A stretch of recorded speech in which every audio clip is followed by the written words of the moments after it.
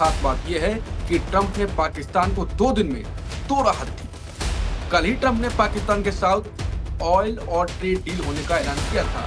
बीते कुछ महीनों में अमेरिका और पाकिस्तान के रिश्ते में काफी नजदीकी आई है। कहीं ना कहीं अमेरिका की नजर में पाकिस्तान की कीमत आज भारत से ज्यादा है और वो पाकिस्तान पे जरूरत से ज्यादा मेहरबान भी है। तो वो चीन, रूस, अफगानिस्तान के तालिबान और ईरान, इन चारों को एक तरीके से वो न्यूट्रलाइज करने की कोशिश कर सकते। आपने अच्छी तरीके से देखा होगा किस तरीके से ऑपरेशन सिंदूर के फौरन बाद पाकिस्तान के जो army chief field marshal Asim Munir को वो अपने यहाँ लंच खिलाते हैं। ये जो एग्जैक्ट वर्ड है कि पाकिस्तान भारत को ऑयल देगा, और उन्होंने अगर बोला है तो भारत को एक संदेश भी दे रहे हैं और भारत को कहीं ना कहीं उनकी नस्ल को दबा के उनको एक अपमानित करने का काम भी कर रहे हैं। आज की तारीख में चीन भारत के साथ है और ना ही अमेरिका भारत। ट्रंप ने पाकिस्तान पर फिर प्यार लुटाया है और इस बार सीधे टैरिफ में कटौती कर दी है। पहले पाकिस्तान पर 29% टैरिफ का ऐलान किया गया था, जिसे अब घटाकर 19% कर दिया है और भारत को अब 25% टैक्स देना होगा। और रूस से हथियार और तेल खरीदने की वजह से भारत पर जुर्माना भी लगाएगा, अमेरिका ने यह ऐलान किया है। वहीं पाकिस्तान पर घटाकर जो टैरिफ किया गया है वो साउथ एशिया के किसी भी देश पर सबसे कम अमेरिकी टैरिफ होगा। खास बात यह है कि ट्रंप ने पाकिस्तान को 2 दिन में 2 राहत दी। कल ही ट्रंप ने पाकिस्तान के साथ ऑयल और ट्रेड डील होने का ऐलान किया था। बीते कुछ महीनों में अमेरिका और पाकिस्तान के रिश्ते में काफी नजदीकी आई है। पाकिस्तान ने जून में ट्रंप को नोबेल शांति पुरस्कार के लिए नामित किया था। भारत और पाकिस्तान के बीच हुए सीज फायर के बाद ट्रंप ने आई लव पाकिस्तान भी कहा था। अब सवाल यह है कि ट्रंप का पाकिस्तान के लिए यह प्रेम क्यों है? क्या ट्रंप की ये पाकिस्तान प्रेम नीति सिर्फ इकोनॉमिक है या इसके पीछे है कोई बड़ा जियोपॉलिटिकल गेम? नमस्कार, मैं हूं अंकुर और आप देख रहे हैं सप्तमी का खास शो आशुतोष की पैनी नजर। और आशुतोष जी इस शो में बताएंगे कि चीन पाकिस्तान के लिए ट्रंप का जो प्रेम है वो भारत को चिढ़ाने के लिए तो हो सकता है, लेकिन इसका गेम क्या कोई जियोपॉलिटिकल भी है? क्या वो चीन, ईरान और अफगानिस्तान सबको देख के ये गेम खेल रहा है? आशुतोष जी। देखिए अंकुर, ये बात बिल्कुल आपने सही कही है। यहाँ पे जो चीज महत्वपूर्ण है वो ये कि चीन जब अमेरिका ने जब टैरिफ को स्लैश करने की कोशिश की तो उसमें जो पाकिस्तान को जो उन्होंने 29% का टैरिफ लगाया था उसको घटा के 19% कर दिया है। ये 29 को घटा के 19 कर दिया है, जबकि भारत का 25% ही है। और साथ ही साथ रूस से अगर भारत ऑयल या डिफेंस के कुछ हथियार खरीदेंगे तो फिर वो अलग से पेनल्टी लगाएंगे, यानी 25 बढ़ भी सकता है और आगे भी हो सकता है। हालांकि कुछ लोगों का यह भी कहना है कि अभी भारत और अमेरिका के बीच में नेगोशिएशन चल रहे हैं और सितंबर-अक्टूबर के महीने में उसमें कुछ बदलाव भी हो सकता है। लेकिन फिलहाल तो बात हम उसी पर करेंगे जो इस वक्त हमारे सामने है। और अगर भारत पर वो 25% का टैरिफ लगा रहा है और पाकिस्तान को 29 से घटा के 19 कर रहा है तो इसका मतलब बिल्कुल स्पष्ट है। एक, कहीं ना कहीं अमेरिका की नजर में पाकिस्तान की कीमत आज भारत से ज्यादा है और वो पाकिस्तान पे जरूरत से ज्यादा मेहरबान भी है। इसके 2 बड़े कारण हो सकते हैं। एक तो बड़ा कारण यह हो सकता है कि अमेरिका ये चाहता है कि चीन से पाकिस्तान को धीरे धीरे अलग करने की कोशिश की जाए। चीन से पाकिस्तान को अलग करने की कोशिश की जाए, क्योंकि चीन और पाकिस्तान के बीच में जो रिश्ते हैं वो पिछले दिनों बहुत प्रगाढ़ हुए हैं और जो ऑपरेशन सिंदूर के समय भी बहुत स्पष्ट खुलकर सामने आया था किस तरीके से चीन ने पाकिस्तान की मदद की थी और चीन एक तरीके से पाकिस्तान का प्रॉक्सी वॉर लड़ रहा था। दूसरा, अमेरिका के लिए यह भी बहुत इंपॉर्टेंट है क्योंकि रूस से इन दिनों तलखी उनकी बढ़ी है, तो पाकिस्तान स्ट्रेटेजिकली भी रूस अमेरिका के लिए एक इंपॉर्टेंट जगह बन जाता है। साथ ही साथ अफगानिस्तान में जिस तरीके से तालिबान की सरकार है और तालिबान को भी एक तरीके से रोकने के लिए या तालिबान के प्रभाव न बढ़े, इसके लिए भी पाकिस्तान का इस्तेमाल हो सकता है। बगल में ईरान भी है और ईरान और अमेरिका के रिश्ते दुनिया को जगजाहिर है। तो पाकिस्तान स्ट्रेटेजिकली ऐसी जगह प्लेस्ड है जहां अगर वो अमेरिका की गोद में बैठता है या अमेरिका के इशारे पे चलता है तो वो चीन, रूस, अफगानिस्तान के तालिबान और ईरान, इन चारों को एक तरीके से वो न्यूट्रलाइज करने की कोशिश कर सकता है या उसका इस्तेमाल इन चारों को न्यूट्रलाइज करने की दिशा में हो सकता है। इसमें भारत की जो सबसे बड़ी विफलता या सफलता है वो इस बात को लेकर ये है कि भारत चीन और पाकिस्तान को अलग नहीं कर पाया है। जो बात राहुल गांधी ने संसद के पटल पर कही थी।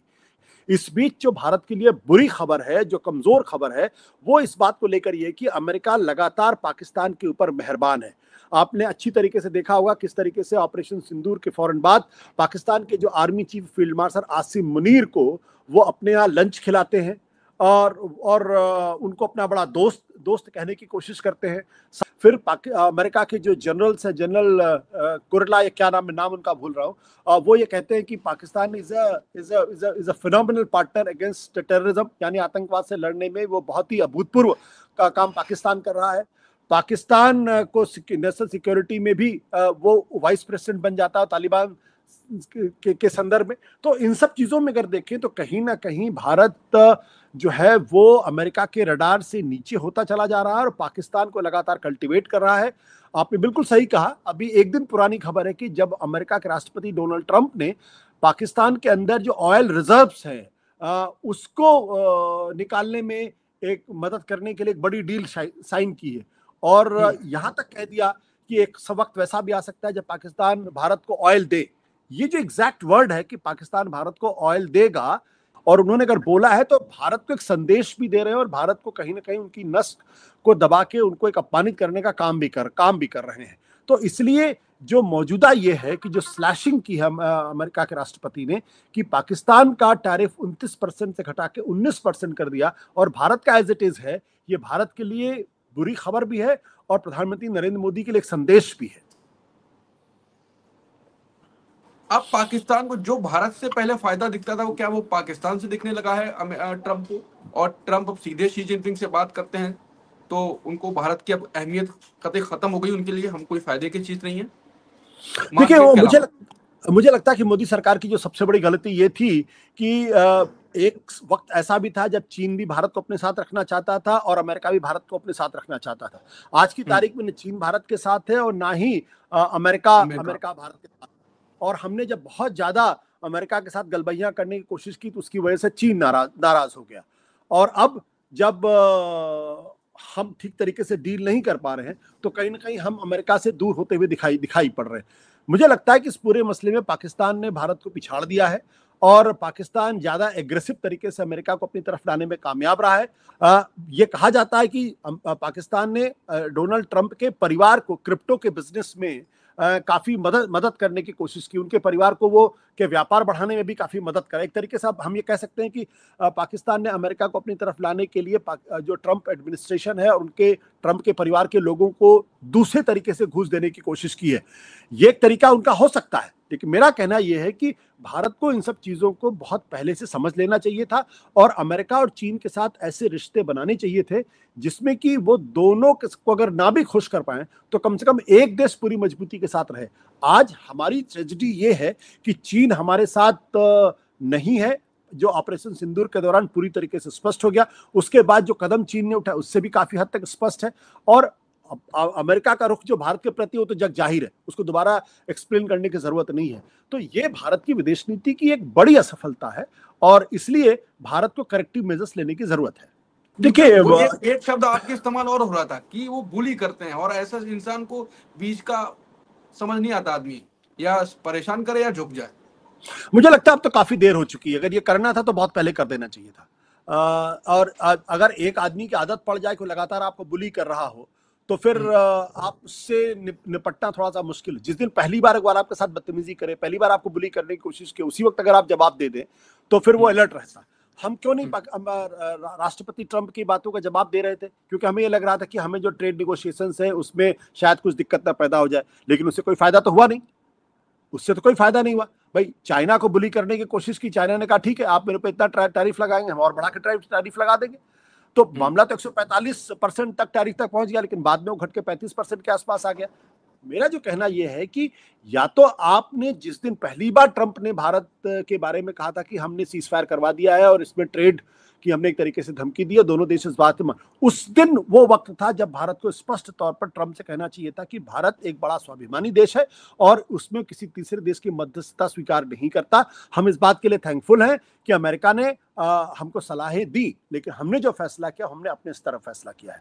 अब वो 30 बार से ज्यादा इस बात को बोल चुके हैं। अगर अब भारत की तरफ से कोई जवाब भी दिया जाएगा तो भी भी उसका कोई बहुत असर होने वाला नहीं, क्योंकि भारत की कमजोरी स्पष्ट हो गई कि भारत जो कहीं ना कहीं दब रहा है अमेरिका के सामने या ट्रंप के सामने दब रहा है, ये संदेश चला गया है। जहां तक प्रधानमंत्री जी की बात है, मुझे लगता था कि संसद में जो ऑपरेशन सिंदूर के बारे में जो बातचीत हुई थी उसमें एक आम सहमति बनाने की कोशिश करनी चाहिए, लेकिन उस संसद के अंदर तो साफ दिखाई पड़ा कैसा सत्ता पक्ष विपक्ष दोनों अलग अलग खेमों में बटे हुए एक दूसरे को नुकसान पहुंचाने की कोशिश कर रहे हैं, एक दूसरे पर हमले कर रहे हैं जैसे कि वो इस देश के नागरिक ना हो के एक दूसरे के शत्रु हैं। तो ऐसी स्थिति के अंदर अब प्रधानमंत्री जी से ये उम्मीद करना है कि राष्ट्र के नाम संबोधन करेंगे और विपक्ष को साथ लेने की बात करेंगे, तो वो तो मुझे होता हुआ दिखाई नहीं पड़ रहा है। नाउ इट्स टू लेट, मेरी नजर में तो है इट्स टू लेट।